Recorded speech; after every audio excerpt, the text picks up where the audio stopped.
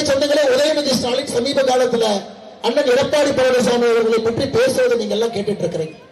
எவ்வளவு ஆபாசமாக தமிழகத்துல ஒரு துணை முதலமைச்சர் அண்ணன் எதிர்கட்சி தலைவர் அண்ணன் எடப்பாடி பழனிசாமி அவரை பத்தி பேசுறார். உதயநிதி ஸ்டாலின் அவர்களே, எடப்பாடி பழனிசாமி அவர்கள் அண்ணன் அவர்கள் எம்எல்ஏவாக இருந்த பொழுது நீங்கள் டயப்பர் போட்டு தவழ்ந்து விளையாடினீர்கள் என்பதை மறந்துவிடக் கூடாது. உங்களுக்கு அரசியலை வந்து நீங்கள் பாடம் எடுத்துக் கொண்டிருக்கின்றீர்கள், யார் எப்படி பேச வேண்டும் என்று. ஒரு குடும்ப கட்சி கார்பரேட் கட்சியாக இருக்கு, ஒரே குடும்பம் அந்த கட்சியை பிடித்து வைத்திருக்கிறீர்கள். நீங்கள் இன்னைக்கு அரசியல் பாடம் நமக்கு எடுக்கிறீங்க. ஐயா, அங்கிருந்து இல்ல, எல்லா மட்டத்திலும் கூட, எல்லா மட்டத்திலும், இது ஒரு இடத்துல ரெண்டு இடத்துல இல்லைங்க, சென்னையில் ஆரம்பித்து பெருந்துறை வரை மொத்த சிஸ்டமையே கெடுத்து வச்சிருக்கிறாங்க ஐயா.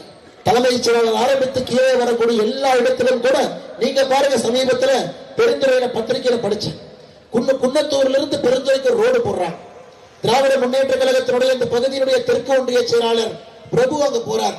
ரோடு போடுற கான்ட்ராக்டர் போய் கேட்றாரு, ஐயா 10% கமிஷன் கொடுங்க. கான்ட்ராக்டர் சொன்னார், ஐயா மேல கொடுத்துட்டேன், அதுக்கப்புறம் மத்தியிலையும் கொடுத்துட்டேன், கீழே கேட்காதீங்க ஐயா. அவரை போட்டு அடிச்சு போலீஸ் ஸ்டேஷனுக்கு போய் தோப்பு வெங்கடாச்சலம் பஞ்சாயத்து பண்ணி அந்த கேஸ போலீஸ் ஸ்டேஷன்ல வழக்காகாம வெளியே வந்துச்சு.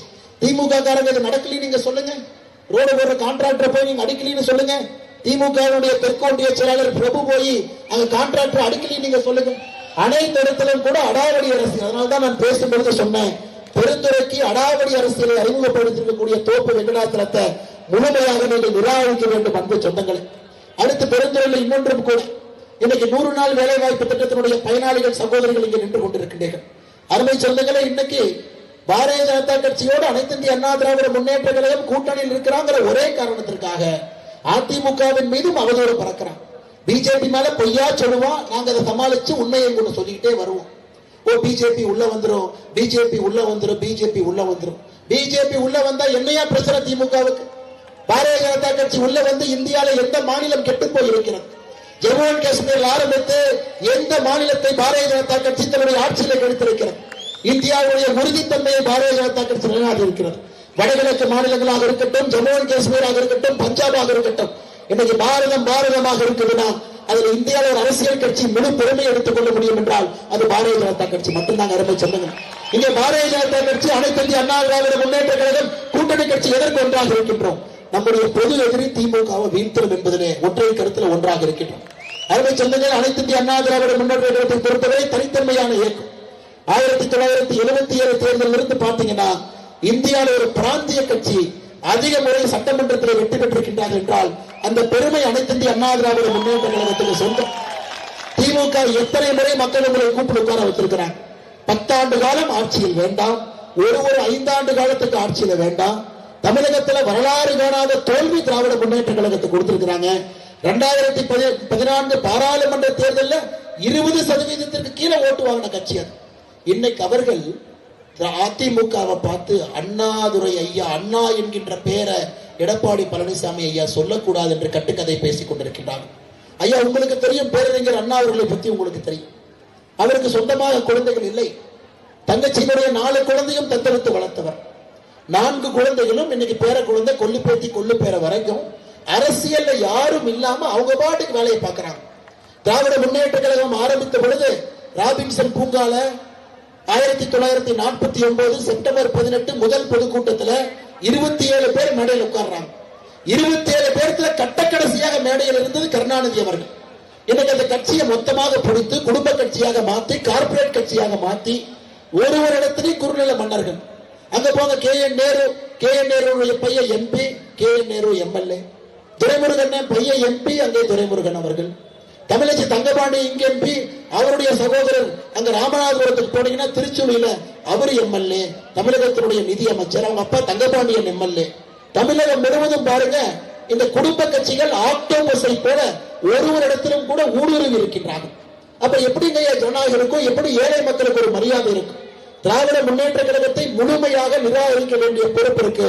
இன்னைக்கு தமிழகத்தில் பேரறிஞர் அண்ணாவை பற்றி பேசுவதற்கு ஒரு கட்சிக்கு தகுதி இல்லை என்றால் அது திராவிட முன்னேற்ற கழகம் என்பதை முழுமையாக நாம் உணர்ந்து கொள்ள வேண்டும். அருமை சொந்தங்களை, இன்னைக்கு உங்களுக்கு தெரியும், பெருந்துறையில் இருக்கக்கூடிய மாசு உங்களுக்கு தெரியும். இந்தியாவில எங்கேயுமே இந்த அளவுக்கு மாசு என்பது இந்தியாவில பெருந்துறை அளவுக்கு கிடையாதுங்க. நிலத்தடி நீர் என்று சொல்வதை விட அது நஞ்சாகி இருக்கிறது. அருமை சொந்தங்களை, எதற்காக நம்முடைய கூட்டணி இங்கே வெற்றி பெற வேண்டும் என்றால், மத்தியில ஆட்சியில் இருக்கக்கூடிய பாரதிய ஜனதா கட்சி நான் உங்களுக்கு உறுதி கொடுத்து விட்டு போகின்றேன். காரணம், பெருந்துறையில பல இடத்துல பாரதிய ஜனதா கட்சி சார்பாக இந்த உறுதியை நாங்க பேசிக்கிட்டே இருக்கோம். தமிழகத்துல சரியான ஒரு ஆட்சி இந்த முறை அண்ணன் எடப்பாடி பழனிசாமி அவர்கள் முதலமைச்சராக பொறுப்பேற்ற பிறகு நம்முடைய பெருந்துறைக்கு சிறப்பு நிதியை மத்திய அரசிடமிருந்து நாங்கள் கொண்டு வந்து பெருந்துறையை சுத்தம் செய்கின்றோம். ஐயா, இல்லாட்டி இருக்க முடியாது. 10 ஆண்டு காலத்தில் இந்த ஊர்ல நீங்க யாருமே இருக்க முடியாது. ஒரு கேன்சர் கேபிட்டலாக, கேன்சர் தலைநகரமாக மாறிக்கொண்டிருக்கிறது. ஆடு மாடுகளுக்கு பிரச்சனை, மனிதனுக்கு ஆரம்பிச்ச பிரச்சனை இன்னைக்கு ஆடு மாடு வரைக்கும். நஞ்சு கீரை அவ்வளவு இறங்கிருச்சுங்க ஐயா. இதுக்கு திராவிட முன்னேற்ற கழகம் என்ன செஞ்சாங்க? நாங்க ஒரு எஃப்ளூயன்ட் ட்ரீட்மெண்ட் பிளான்ட் போடுறோம், நாங்க அதை சரி பண்றோம் டிராமா பண்ணாங்க. உதயநிதி ஸ்டாலின் நவம்பர் மாசம் 2023 வந்தாரு. 46 கோடி ரூபாய்க்கு ஒரு செங்கலை வச்சுட்டு போனார். இன்னைக்கு தொடங்குறோம், நாளைக்கு தொடங்குறார், எதுவுமே நடக்கல. அதன் பிறகு 2025 ஜூன்ல அவங்க அப்பா ஸ்டாலின் வந்தார். அவரு 136 கோடிக்கு 3 செங்கல் வச்சுட்டு போனார். அருமை சொந்தங்களே, இன்னைக்கு போய் நீங்க அந்த ட்ரீட்மெண்ட் பிளான்ட் பாத்தீங்கன்னா மொத்தமா 4 செங்கல் இருக்குது. ஒரு செங்கல் உதயநிதி ஸ்டாலின் வச்சது, 3 செங்கல் ஸ்டாலின் வச்சது. 4 செங்கலுக்கு எவ்வளவு செலவு பண்ணிருக்காங்கன்னா, ஒரு முறை 46 கோடி, ஒரு முறை 136 கோடி. அருமை சொந்தங்களே, இவங்களை நிராகரிக்கணும், டிராமா செய்வதற்காக. இவங்க எப்படி வாழ்றாங்க, ஆனா பொதுமக்கள் எப்படி வாழ்ந்து கொண்டிருக்கின்றாங்க. சிப்காட்டினுடைய மாசு என்பது எந்த அளவுக்கு அந்த வீச்சு கீழே இறங்கி இருக்கிறது. இதையெல்லாம் சரி செய்ய வேண்டும் என்றால் மத்திய அரசு தலையிட்டால் மட்டும்தான் இது முடியும் என்பது உங்களுக்கு தெரியும். ஐயா, மத்திய அரசுடைய பட்ஜெட் உங்களுக்கு தெரியும். 55 லட்சம் கோடி ஒரு ஆண்டுக்கு மத்திய அரசுடைய பட்ஜெட். தமிழகத்தினுடைய பட்ஜெட் என்பது 4 லட்சம் கோடி.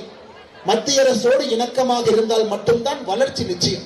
ஆனா திமுக பாத்தீங்கன்னா தினமும் கொலையடி சண்டை மாதிரி, காலையிலிருந்து இரவு வரை மத்திய அரசோடு சண்டை போட்டே தீரணும். உங்களுக்கு மத்திய அரசை எதிரியாக காட்டணும், சம்பந்தம் இல்லாம வம்பிழுக்கணும். புதிய கல்விக் கொள்கை வேண்டாம், எனக்கு PMC பள்ளிக்கூடம் வேண்டாம், எனக்கு இது வேண்டாம், அது வேண்டாம், எதுவும் வேண்டாம்னு பேசிட்டு அமல மத்திய அரசின் மீது குறை சொல்வது மட்டும்தான் இவருடைய பழக்கமாக இருக்கிறது. ஆனால் இந்த முறை அந்த தவறு நடக்காது. கீழே நம்ம அண்ணன் எடப்பாடி பழனிசாமி அவர்கள் முதலமைச்சராக, மேல பாரத பிரதமர் நரேந்திர மோடி அவர்கள் பிரதமராக, இருவரும் இணையும் பொழுது தமிழகத்தினுடைய அடிப்படை பிரச்சனைகளை எல்லாத்தையும் நாம தீர்ப்போம் என்கின்ற உறுதிமொழியும் கூட இந்த நேரத்தில் கொடுக்கிறோம். அருமை சொந்தங்களை, இன்னொரு உதாரணத்தை கொடுக்கிறேன். நம்முடைய பெருந்துறையினுடைய மருத்துவ பழங்க IRTT மருத்துவமனை, மருத்துவக் கல்லூரி, அண்ணன் எடப்பாடி பழனிசாமி அவர்கள் இதுக்கு முன்பு முதலமைச்சராக இருந்த பொழுது அதை அரசு மருத்துவக் கல்லூரியா மாத்தினாங்க. ஐயா, ஒரு மருத்துவக் கல்லூரி குழந்தைங்க படிக்கிறாங்கன்னா அடிப்படை வசதி என்னங்க ஐயா? உள்ள செவிலியர்கள் இருக்கணும், நர்ஸ் இருக்கணும். அடிப்படை செவிலியர்கள் இருந்தா தான் பாடம் கிடைக்கும், பேஷண்ட் எல்லாம் போவாங்க, நோயாளிகள் போவாங்க, அவங்களுக்கு குணப்படுத்துவதற்கான வாய்ப்பு கிடைக்கும். இன்னைக்கு பெருந்துறை அரசு மருத்துவக் கல்லூரியில மட்டுமே தொகுப்பூதிய செவிலியர் பணி 100 இடங்கள் காலியா இருக்கு. நிரந்தர செவிலியர் பணி 20 இடங்கள் காலியா இருக்கு.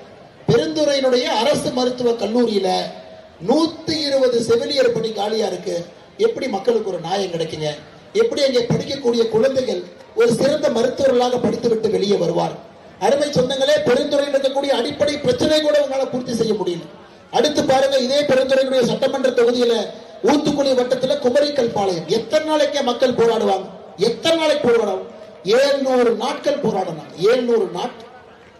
அங்க இருக்கக்கூடிய நமக்கு தெரியும், அதே பகுதியில 30 அடி உயர நடுக்கல் அங்க இருக்கு. 700 நாட்கள் போராடுறாங்க. இதுல தொல்லியல் எச்சங்கள் இருக்கு, வந்து தயவு செஞ்சு கண்டுபிடிச்சு எங்களை காப்பாத்துங்க. திமுக கார யாரோ பவர் கிரிட் கம்பெனிட்ட பணம் வாங்கிட்டான். எப்படியாச்சும் அந்த இடம் பக்கத்துல பவர் கிரிட் உடைய ஒரு சப்ஸ்டேஷன் போட வேண்டும் என்பதற்காக அவங்களை மதிக்காம நம்முடைய பாரதிய ஜனதா கட்சியும் அனைத்து இந்திய அண்ணா திராவிட முன்னேற்ற கழகமும் கூட்டணி கட்சிகளும் அண்ணன் பெருந்துறையினுடைய MLA அண்ணன் ஜெயக்குமார் அவர்கள் தலைமையில அந்த போராட்டத்திற்கு ஆதரவு கொடுத்து மத்திய தொழில்துறை அமைச்சர் திரு கஜேந்திர சிங் ஷெகாவத் அவர்களை சந்தித்து மாநில அரசு கடிதமே போடாம மத்திய அரசு தானாக தலையிட்டு ஏஎஸ்ஐ உள்ளே வந்து இன்னைக்கு நம்முடைய குமரிக்கல் பாளையத்திற்கு நியாயம் கொடுத்துக் கொண்டிருக்கின்றோம். அங்க இந்த பவர் கிரிட் சப்ஸ்டேஷன் கூட வராம நம்ம காப்பாத்திருக்கிறோம். அருமை சொந்தங்கள்,